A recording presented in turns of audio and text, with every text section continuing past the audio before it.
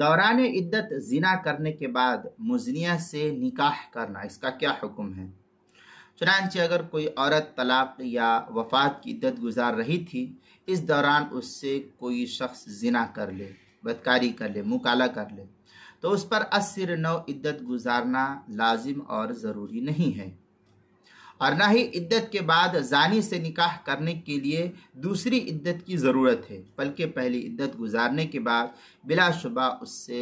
زانی کا نکاح جائز اور درست ہے۔ اس مسئلے کو مستفاد کیا فتاوی محمودیہ جو ڈھابل کا چھپا ہوا نسخہ اس کی 11ویں جلد صفحہ 127 سے، البحر الرائق میں ہے فظاہر ان الحامل من الزنا لا عدت علیہ اصلا، یہ البحر الرائق کی عبارت جو زکریا بک ڈپو دیوبند کا ہندی نسخہ ہے اس کی 4 جلد صفحہ 229، اور فتاوی ہند کے اندر ہے مزید آگے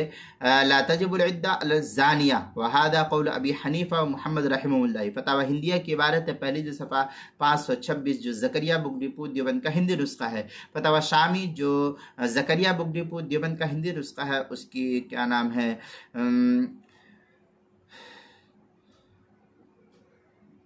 پہلی جلد صفحہ 526، تیسری جلد صفحہ 503، اور کراچی کا چھپا ہوا نسخہ اس کی تیسری جلد صفحہ 503 پر اس کو نقل کیا۔ الفقہ الاسلامی و ادلتہ اس کے اندر ہے فلا عدت علی المزنی بہا فی رأی الحنیفہ